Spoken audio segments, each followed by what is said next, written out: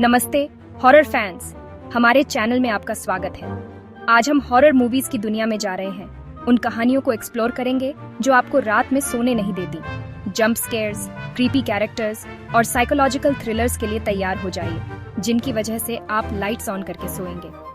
हम top 5 horror movies की countdown कर रहे हैं जिन्होंने ऑडियंसेस को डराया और थ्रिल्ड किया है। चलिए शुरू करते हैं।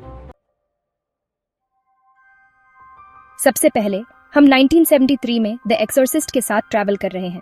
ये वो समय था जब हॉरर मूवीज ने एक नया मोड़ लिया। ये मूवी दोस्तों डिमोनिक पोजेशन के लिए स्टैंडर्ड सेट करती है। ये एक ऐसी कहानी है जो आपके रोंगटे खड़े कर देगी और आपको सोचने पर मजबूर कर देगी। हम रेगन से मिलते हैं, एक नॉर्मल सी 12 साल की लड़की जो सीरियसली डिस्टर्बिंग बिहेवियर दिखाने लगती है। उसकी मासूमियत धीरे धीरे एक भयानक रूप में बदल जाती है। सोचो, लेविटेटिंग, स्पीकिंग इन टंग्स, सब कुछ। ये सब कुछ इतना रियल लगता है कि आप खुद को उस स्थिति में इमेजिन करने लगते हैं। उसकी डरी हुई माँ क्रिस मेडिकल हेल्प लेती है, लेकिन कुछ काम नहीं करता।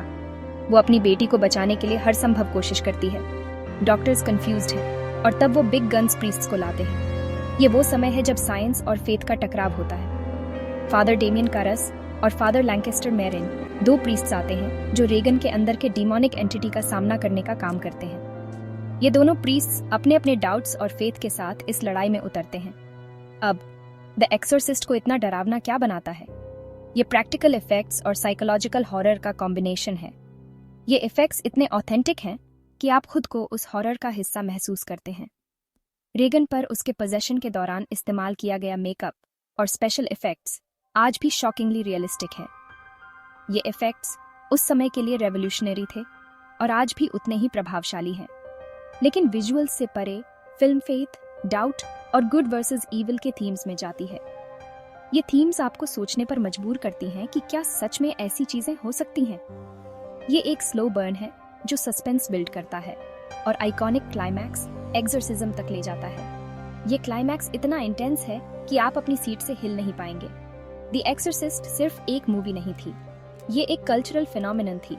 इसने हॉरर जॉनर को रीडिफाइन किया और ऑडियंस को एक नया एक्सपीरियंस दिया।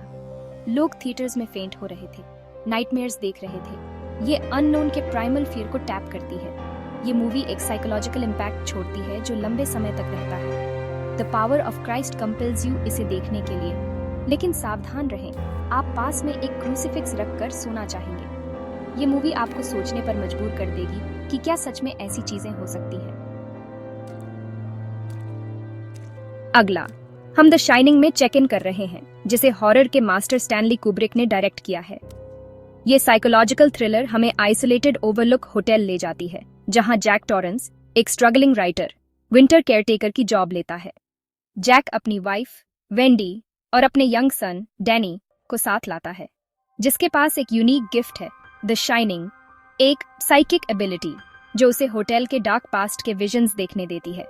जैसे जैसे बर्फ गिरती है और फैमिली आउटसाइड वर्ल्ड से कट ऑफ हो जाती है, जैक का सैनिटी अनरावल होने लगता है। वो गोस्ट्स देखता है, टेरिफाइंग हेलुसिनेशंस एक्सपीरियंस करता है और इंक्रीजिंगली वायलेंट हो जाता है। द शाइनिंग सस्पेंस और एटमॉस्फेयर का मास्टर क्लास है। कुब्रिक का लॉन्ग टेक्स, ईरी म्यूजिक और अनसेटलिंग इमेजरी का यूज ड्रेड का सेंस क्रिएट करता है जो हर फ्रेम में दिखता है। फिल्म आइकॉनिक मोमेंट्स से भरी है। हॉलवे में क्रीपी ट्विंस, ब्लड से भरा एलिवेटर और जैक की चिलिंग लाइन, हियर्स जॉनी। लेकिन स्केयर्स से परे the shining isolation, family dysfunction और ह्यूमन साइकी के डार्क साइड को एक्सप्लोर करता है। ये एक ऐसी फिल्म है जो क्रेडिट्स रोल होने के बाद भी आपके साथ रहती है, आपको क्वेश्चन करती है कि क्या रियल है और क्या नहीं। Chapter 3, a nightmare on Elm street, when fear invades your dreams. अपने हैट्स पकड़ लो, क्योंकि हम फ्रेडी क्रूगर की टेरिफाइंग वर्ल्ड में एंटर कर रहे हैं, a nightmare on Elm street में। यह फिल्म हॉरर जॉनर में एक माइलस्टोन है, जिसने न केवल ऑडियंसेस को डराया, बल्कि उन्हें उनके सबसे गहरे फियर्स से भी रूबरू कराया। इस स्लैशर क्लासिक ने हमें अल्टीमेट बूगीमैन से इंट्रोड्यूस कराया, एक डिसफिगर्ड किलर जो टीनेजर्स को उनके ड्रीम्स में स्टॉल्क और मर्डर करता है। फ्रेडी क्रूगर का कैरेक्टर इतना चिलिंग है कि वो हमारे सबकॉन्शियस माइंड में बस जाता है और हमें सोचने पर मजबूर करता है कि क्या हम अपने ड्रीम्स में भी सेफ हैं।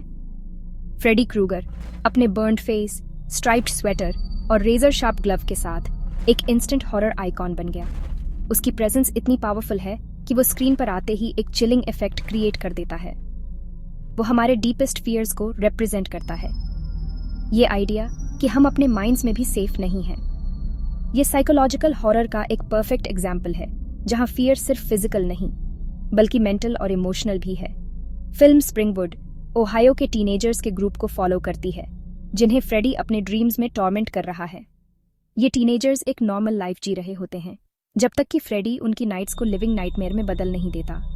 जैसे जैसे बॉडी काउंट बढ़ता है, उन्हें उसे डिफीट करने का तरीका ढूंढना होगा, इससे पहले कि वो उन सबको मार डाले।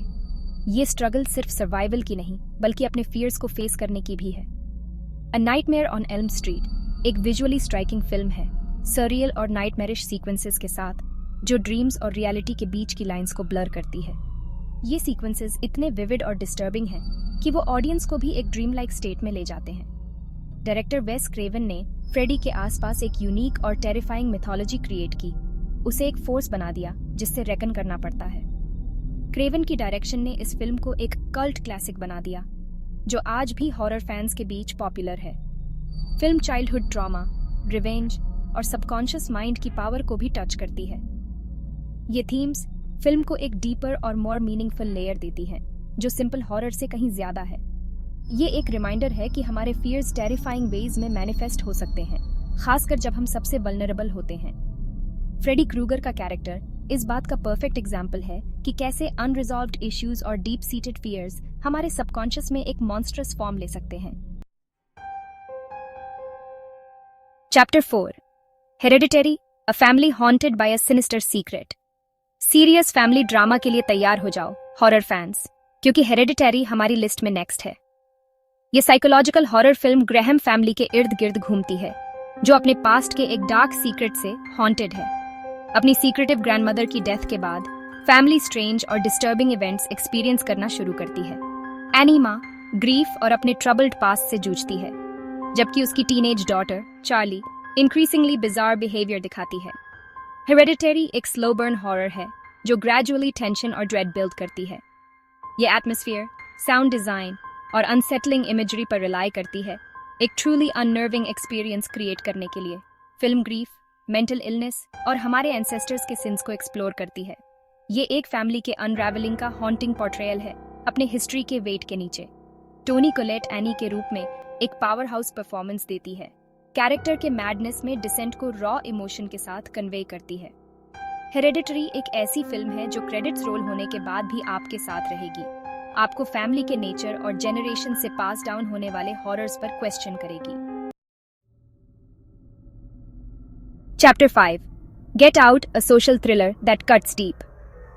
लास्ट बट नॉट लीस्ट, हम गेट आउट में डाइव कर रहे हैं, एक सोशल थ्रिलर जिसने दुनिया को स्टॉर्म से ले लिया। ये फिल्म न केवल एक ग्रिपिंग हॉरर एक्सपीरियंस देती है, बल्कि ये हमारे समाज के गहरे और काले पहलुओं को भी उजागर करती है। ये फिल्म रेसिज्म और सोशल कमेंट्री को हेड ऑन टैकल करती है, साथ ही हॉरर का हेल्थी डोज भी देती है। जॉर्डन पील ने इस फिल्म के माध्यम से एक ऐसा नैरेटिव क्रिएट किया है जो दर्शकों को सोचने पर मजबूर कर देता है। गेट आउट क्रिस को फॉलो करती है, एक यंग ब्लैक मैन जो वीकेंड के लिए अपनी वाइट गर्लफ्रेंड के फैमिली एस्टेट जाता है।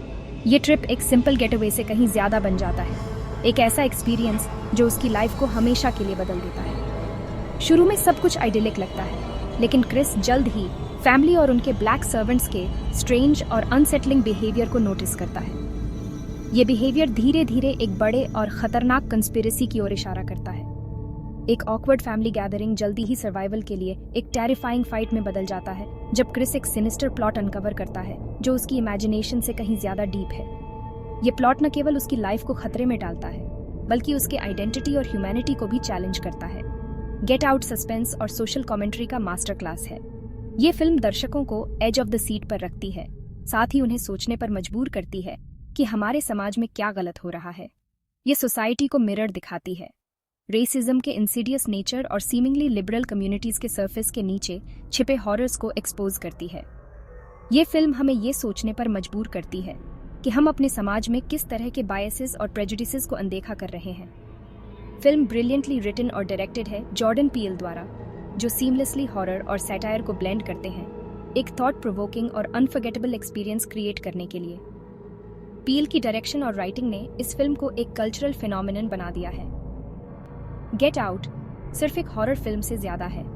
ये एक कल्चरल टचस्टोन है जिसने रेस और प्रेजुडिस के बारे में इंपॉर्टेंट कॉन्वर्सेशंस स्पार्क की। इस फिल्म ने न केवल एंटरटेनमेंट इंडस्ट्री में बल्कि समाज में भी एक महत्वपूर्ण इम्पैक्ट डाला है।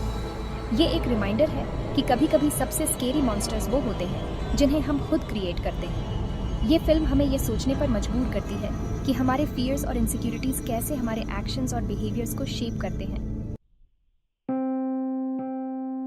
टॉप 5 हॉरर मूवीज के इस टेरिफाइंग जर्नी में ज्वाइन करने के लिए धन्यवाद।